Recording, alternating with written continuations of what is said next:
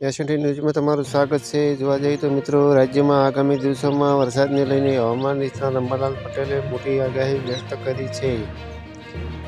ગુજરાતમાં ચોમાસું ફરી એકવાર જોર પકડે તેવી શક્યતા વ્યક્ત કરવામાં આવી છે। હવામાન નિષ્ણાત અંબાલાલ પટેલના જણાવ્યા મુજબ 4 જુલાઈથી રાજ્યમાં અનેક વિસ્તારોમાં વરસાદની તીવ્રતા વધી શકે છે। તેમની આગાહી અનુસાર આજે અને આવતીકાલે અમદાવાદ અને ગાંધીનગરમાં ભારે વરસાદ પડી શકે છે। ઉપરાંત મહેસાણા અને સાબરકાંઠા જિલ્લામાં પણ સારા વરસાદની શક્યતા વ્યક્ત કરવામાં આવી છે।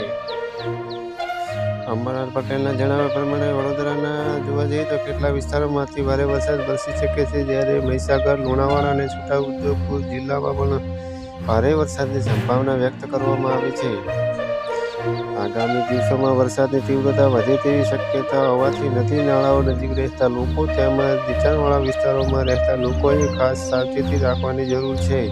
સ્થાનિક તંત્ર દ્વારા આપવામાં આવતી સૂચનાઓનું પાલન કરવાની પણ અપીલ